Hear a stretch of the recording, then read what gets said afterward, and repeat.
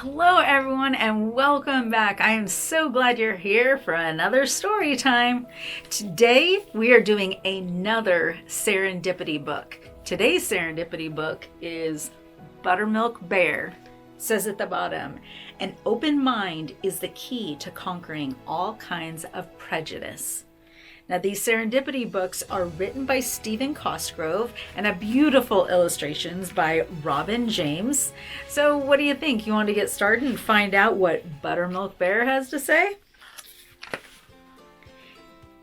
In the early spring, right after the snow had melted, there were great changes in the land called autumn-fall.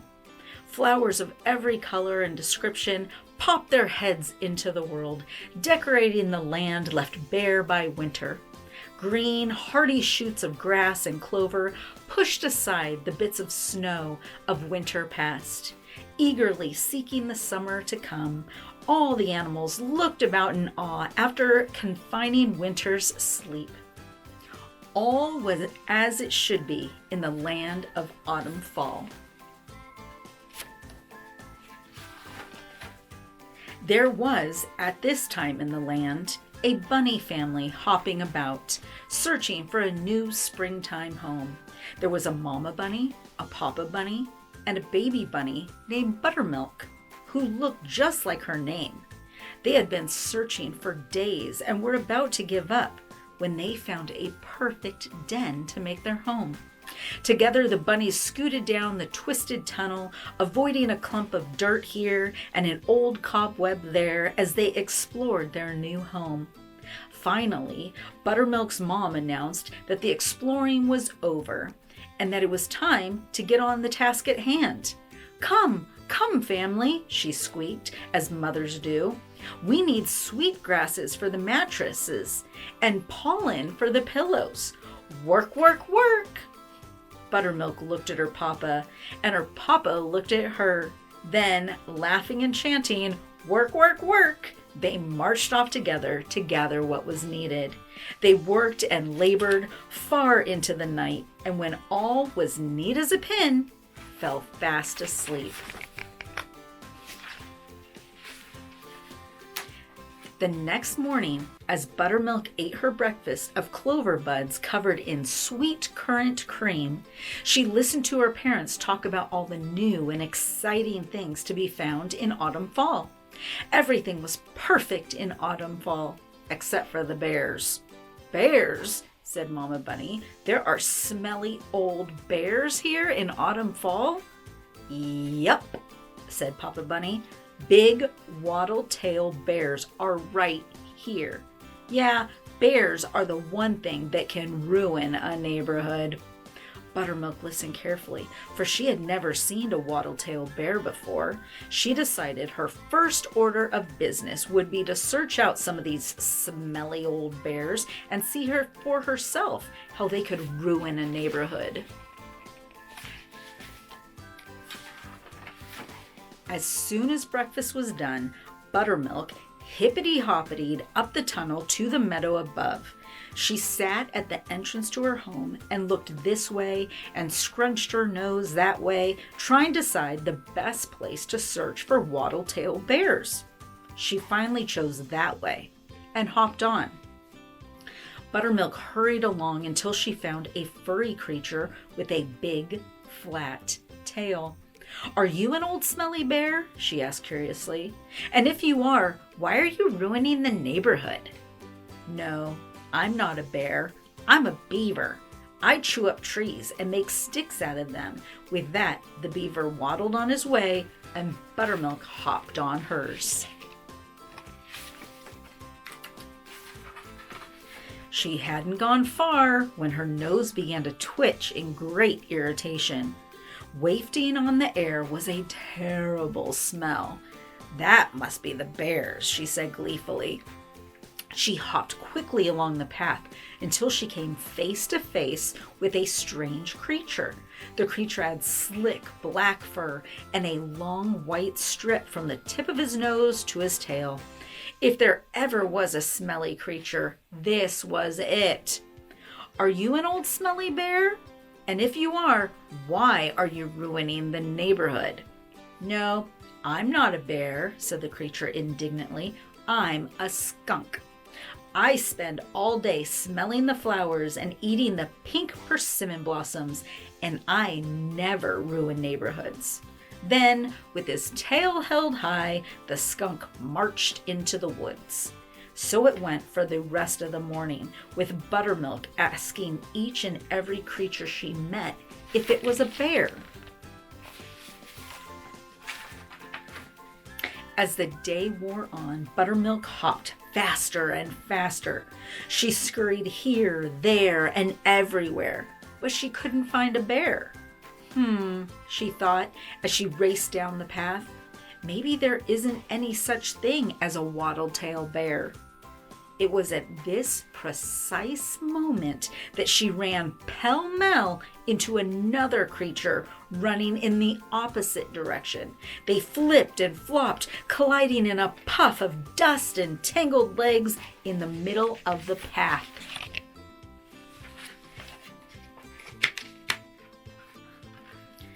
The two of them politely helped each other up and sat at the edge of the primrose path. "I am so sorry," said Buttermilk as she examined her newfound friend. "I was hopping so fast I didn't look where I was going. My name is Buttermilk. What is your name?" The other creature smiled a gentle smile and said, "My name is Jingle, and I wasn't looking either, so please accept my apologies. For, you see, my parents were saying just this morning that some waggle-eared bunnies had moved into the area. Papa said, 'There goes the neighborhood.' I've never seen a bunny before, and I wanted to find out what kind of animal could carry off an entire neighborhood." Buttermilk giggled. "It couldn't be the bunnies, because I'm a bunny. My papa said it was the wattle-tail bears who were ruining the neighborhood." The little bear laughed and laughed. "It couldn't be the bears, because I'm a bear and I have never ruined a neighborhood." Buttermilk Bunny looked carefully at Jingle Bear and sniffed twice. "You don't smell, and you aren't very old. Maybe my papa was wrong." "Yeah," said Jingle after sizing up Buttermilk. "You don't look nearly big enough to carry off a neighborhood. Maybe my papa was wrong too." Satisfied that their parents were mistaken, the bear and the bunny spent the rest of the day meandering about the meadows of autumn fall and quickly became fast friends. Later, as the sun was setting low, they hugged each other that special way friends do, and promised to meet tomorrow at that very same spot on the primrose path. Then they hopped and waddled in opposite directions to tell their parents the good news. Buttermilk skittered and scampered through the woods to the burrow that the bunnies called home. She zipped down the tunnel and ran right into her mother, who happened to be carrying the supper of fern-leaved lettuce to the table. Buttermilk went flying, Mama went flying, and the lettuce landed on Papa's head. "Oh, Mama, I'm sorry, but I was so excited," Buttermilk said as she cleaned up the mess. "You were so wrong about the bears. I met the most wonderful little bear named Jingle, and he's my most favorite friend in the whole wide world." She bubbled on and on about all the fun they had, when suddenly she realized that her parents weren't laughing. In fact, they appeared to be very upset indeed. Papa Bunny slowly stood and brushed the lettuce from his fur.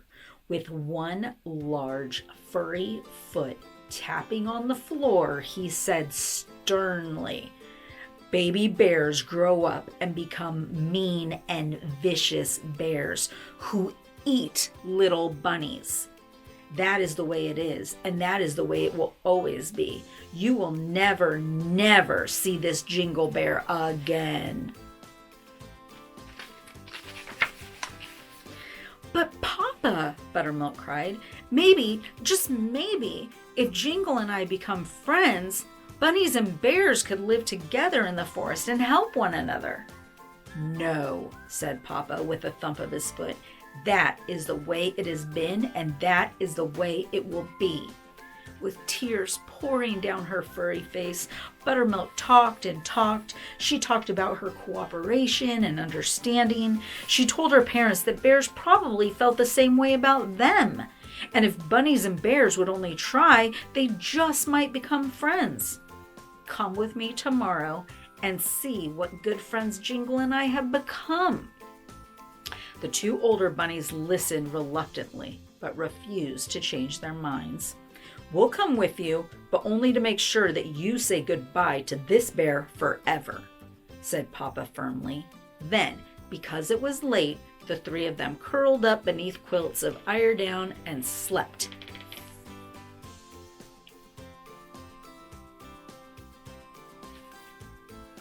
Then, because it was late, the three of them curled up beneath quilts of eiderdown and fell fast asleep. Bright and early the very next morning, Mama, Papa, and Buttermilk Bunny hopped off to the primrose path. There, at the edge of the forest, hidden beneath clumps of clover drenched in the morning dew, the older bunnies nervously watched as Buttermilk hopped to the middle of the meadow to meet her best friend, Jingle Bear. Buttermilk sat with a thump on an old wooden stump and waited. It wasn't long before the little bear cub came waddling along and sat beside her. You wouldn't believe, said Jingle, what my parents said when I told them I had met a real live bunny. They ranted and raved, and at first refused to let me see you ever again, but finally decided they would watch and make sure I said goodbye to you forever. Sure enough, at the other side of the meadow, Buttermilk could see two big bears peering anxiously over a patch of honeysuckle vine. Buttermilk and Jingle sat and talked about the problem at hand, with all the bunnies on one side of the meadow and all the bears on the other.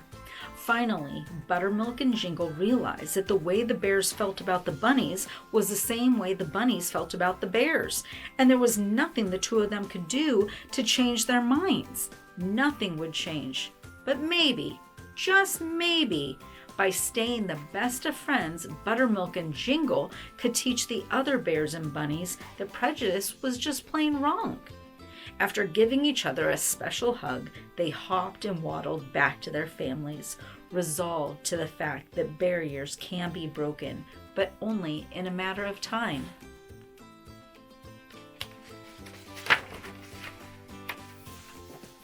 As you walk through forests or the meadows of your mind, stop and talk to those you fear. Good friendships you may find. The end. What do you think about that one? What lessons are there? I know one talks about prejudice, and I have a couple of thoughts. For one, your parents have a lot of wisdom, and there may be some things that they know that you don't, but there's also some things that you might discover that your parents don't know. And that right there is why communication is so important. For the fact that you can talk to your parents about what you know, what you feel, and your parents can talk to you about what they know, what they feel. And hopefully you can come to some compromise. Respect is more important than anything. The other thing is sometimes we have preconceived notions that are some thoughts we have in our mind that this is the way things are. The way I've always looked at things are, as far as it comes to other people, have an open mind when you meet them and let that person tell you who they are yourself. Well, hopefully you got something out of it, you learned, and you enjoyed the story most importantly. I love you very much, and I'll see you next time. May God bless you with his peace, protection, love, and grace. Bye-bye.